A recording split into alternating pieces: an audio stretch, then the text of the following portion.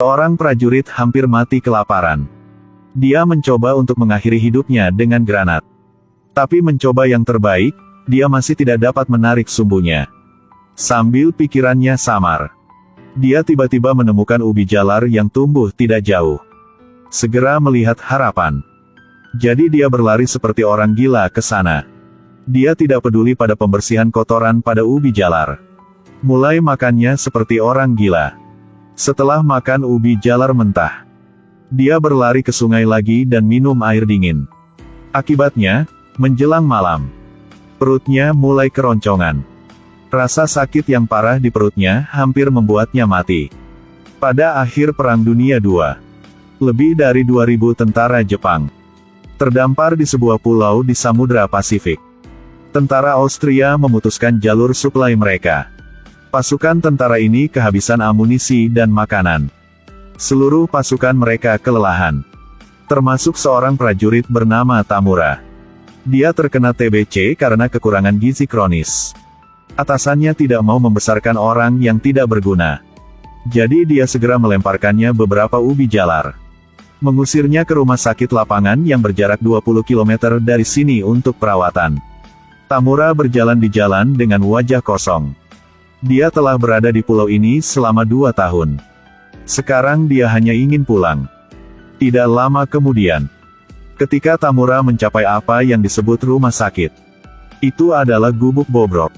Ada juga seorang prajurit yang terluka di luar. Tubuhnya berlumuran darah. Tidak ada obat di sini. Dan kondisi sanitasi sangat tidak baik. Ada juga banyak tentara yang terluka di ruangan itu.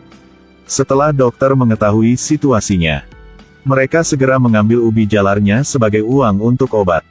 Akibatnya, sang dokter militer menendangnya keluar dari rumah sakit malam itu juga. Begitu saja, Tamura tidak hanya tidak bisa menyembuhkan penyakitnya, tetapi juga ditipu hingga kehilangan makanannya. Tamura hanya bisa kembali ke kampnya sekali lagi. Atasannya menamparkan wajahnya dan memarahinya si idiot. Lalu melempar ke arahnya 2 ubi jalar. Menyuruhnya untuk tidak kembali jika dia tidak bisa menyembuhkan penyakitnya. Dalam perjalanan ke rumah sakit, Tamura menemukan seseorang sedang memasak makanan. Ketika dia hendak mencicipi makanan di panci, seorang lokal tiba-tiba muncul. Tamura dengan cepat mengangkat senjatanya dan memerintahkannya untuk memberinya makanan. Orang lokal menyuruhnya duduk di sini dan menunggu. Dia pergi mengambilkan kentang untuknya. Namun dia baru saja pergi, Tamura melihat 3 kepala rekan satu timnya tergantung di pohon besar di sampingnya. Dengan panik, Tamura berlari untuk hidupnya. Setelah kembali ke rumah sakit lapangan, Tamura melihat ke pondok. Akhirnya memilih untuk menyerah. Dia melihat beberapa prajurit di sisi jalan. Jadi dia pergi ke sana. Situasi mereka sama dengan Tamura. Mereka semua adalah prajurit yang terluka ringan dan ditinggalkan oleh pasukannya. Seorang anak laki-laki yang baru berumur 10 tahun dan pamannya hidup di pundak satu sama lain. Melihat Tamura baru saja tiba, sang paman menyuruh keponakannya gunakan rokok untuk menukar dengan ubi jalar. Di tempat ini di mana makanan tidak cukup, mengambil rokok untuk apa? Tamura menganggapnya menyedihkan dan memberinya ubi jalar. Setelah mendapatkan ubi, sang paman dengan senang hati memecahkan setengah ubi. Tapi bagaimana bisa setengah ubi mengisi perut 2 orang? Jadi pada malam hari, sang paman menghasut keponakannya untuk menyelinap ke rumah sakit untuk mencuri makanan. Tanpa diduga, dia ditemukan oleh petugas-petugas medis militer. Mereka mengepung anak itu dan mulai memukulinya. Meskipun dia hampir dipukuli sampai mati, anak itu masih tidak ingin melepaskan ubi yang di tangannya. Tamura buru-buru mengeluarkan ubi jalar terakhir, berharap mereka bisa melepaskan bocah itu. Tetapi tepat setelah itu, kepala sang petugas medis meledak di tempat. Tentara yang terluka di gubuk jerami juga tewas dalam ledakan granat. Saat Tamura dalam keadaan linglung, anak laki-laki itu mengambil ubi dari tanah, bahkan merampok yang terakhir dari Tamura. Tamura menatapnya dengan mata yang tidak bisa percaya. Anak itu tidak bisa mendapatkan ubi jalar. Jadi menyeret pamannya yang tergeletak di tanah. Dan berlari ke hutan di belakang. Melihat mereka berdua melarikan diri, Tamura tiba-tiba mulai tertawa. Dan beberapa hari kemudian ubi yang tersisa telah habis. Penyakit paru-parunya juga semakin parah. Tamura tidak sadar membawa dirinya ke hutan. Tidak lama setelah itu, dia menemukan sebuah desa.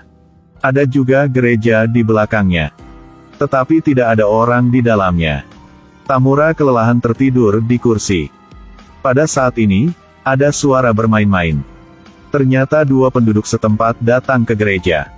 Sang tentara yang kelaparan ini ingin meminta makanan dari dua penduduk setempat. Namun karena kendala bahasa, wanita itu terus-menerus berteriak. Tamura diprovokasi dan menarik pelatuknya secara langsung. Pria di sebelahnya panik dan melarikan diri. Tamura melepaskan tembakan ketiga tapi masih tidak bisa mengenai sasaran. Namun Tamura tidak buru-buru mengejarnya. Karena ia menemukan sebuah kotak di sebelah wanita itu. Di dalamnya terdapat sebotol garam. Di tempat kekurangan makanan ini, garam bahkan lebih berharga daripada emas. Tamura mengambil garam dan melarikan diri. Tidak lama kemudian, dia melihat 3 tentara di lereng bukit. Tamura memberi mereka nomornya. Kopral pemimpin memberitahu Tamura bahwa atasannya telah memerintahkan evakuasi. Menyuruh mereka berkumpul di Balobon. Tapi jalan menuju ke sana sangat berbahaya. Harus melewati hutan hujan sejauh puluhan kilometer. Jika Tamura ingin pergi bersama mereka, dia harus membawa makanan yang cukup di tubuhnya. Untuk keluar dari tempat ini, Tamura buru-buru mengambil garam yang telah dia curi. 3 tentara lainnya menjilat garam. Bersemangat hingga menangis.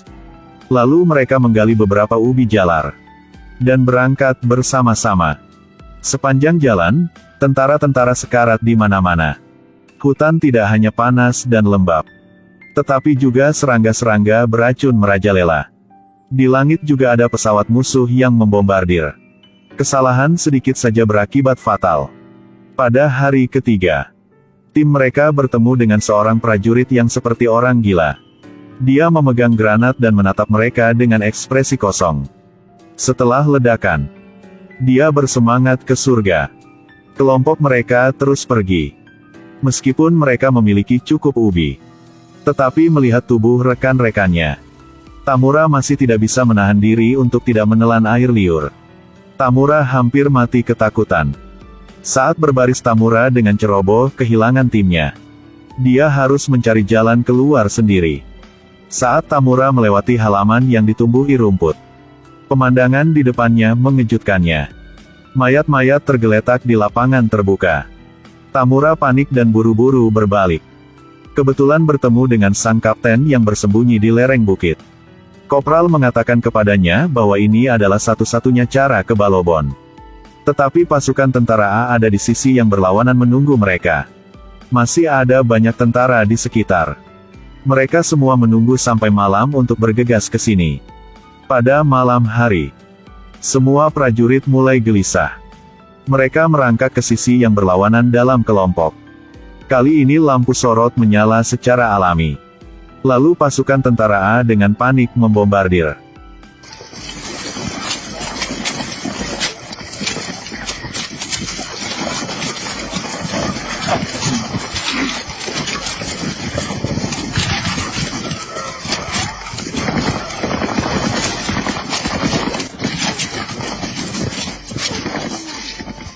Segera hanya ada beberapa dari mereka yang tersisa.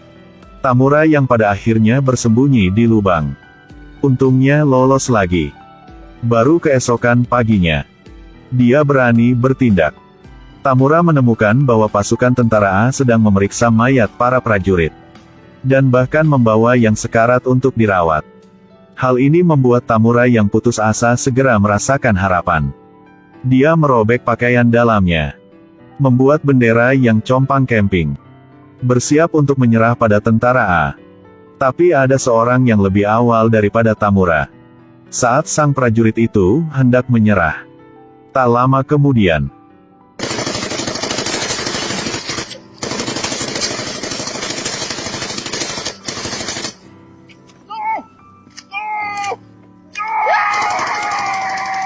Dia melihat rekannya dibunuh. Tamura gemetar ketakutan. Hal ini membuatnya benar-benar meninggalkan ide untuk menyerah. Dia berjalan melewati lembah dengan ekspresi kosong. Kedua pihak jalan dipenuhi dengan tentara yang sekarat dan mayat yang membusuk. Sebenarnya yang selamat juga terlihat seperti hantu. Seolah-olah mereka adalah mayat tanpa jiwa. Lapar dalam waktu yang lama menyebabkan Tamura kehilangan akal sehatnya. Dalam ketidaksadaran dia melihat bunga yang indah. Bunga itu berulang kali memberi isyarat pada Tamura untuk memakan dirinya sendiri. Tetapi ketika Tamura sadar kembali, yang dia baru saja makan adalah mayat rekannya. Yang membuatnya semakin tak terduga adalah, di belakangnya, ada seorang prajurit yang juga ingin mendapatkan makanan. Dan Tamura pingsan karena putus asa. Tetapi detik berikutnya, dia terbangun oleh aliran air dingin. Dan kemudian, sepotong daging kering dimasukkan ke dalam mulutnya. Dia mencoba membuka matanya, melihat bahwa orang yang berdiri di depannya adalah anak laki-laki sebelumnya. Dia memberitahu Tamura, barusan, yang dia memberikannya adalah daging monyet. Tetapi Tamura telah tinggal di pulau ini selama 2 tahun. Belum pernah melihat monyet di sini. Bocah itu membawa Tamura ke pamannya. Sang paman melihat bahwa Tamura tidak memiliki senjata atau makanan. Merasa bahwa dia adalah orang yang tidak berguna. Tamura segera mengatakan bahwa dia masih memiliki granat. Ketika pamannya mendengarnya, dia langsung bersemangat. Menyuruh Tamura mengeluarkannya untuk dia lihat. Karena telah memakan semua daging monyet. Bocah itu segera mengambil senjata dan pergi ke hutan untuk berburu. Sebelum bocah itu pergi, dia memberitahu Tamura, sama sekali tidak memberikan granat kepada pamannya. Jika tidak keduanya akan dalam bahaya. Tetapi dia baru saja pergi. Sang paman menipu granat dari tangannya. Tamura ingin merampoknya kembali. Namun, sang paman mencabut pisaunya. Tepat saat mata mereka bertemu, suara tembakan bergema di hutan. Tamura mengambil kesempatan untuk berlari ke sana. Akibatnya, dia melihat bocah itu menembak mati orang lain. Ternyata yang disebut daging monyet itu sebenarnya adalah daging rekan-rekannya. Setelah mengetahui pamannya telah mendapatkan granat, menyadari situasinya yang tidak baik, bocah itu langsung berlari kembali. Sang paman tidak melihat monyet, langsung melemparkan granat ke arah mereka. Hampir buat Tamura mati. Sang paman mengambil kesempatan untuk berlari ke dalam hutan. Anak itu menemukan satu-satunya sumber air di dekatnya. Karena pamannya pasti datang ke sini untuk mengambil air. Anak laki-laki itu memberitahu Tamura bahwa mereka hanya 2 monyet untuk disimpan pamannya. Suatu hari dia akan memakan keduanya juga. Pada malam hari, benar saja, dia muncul.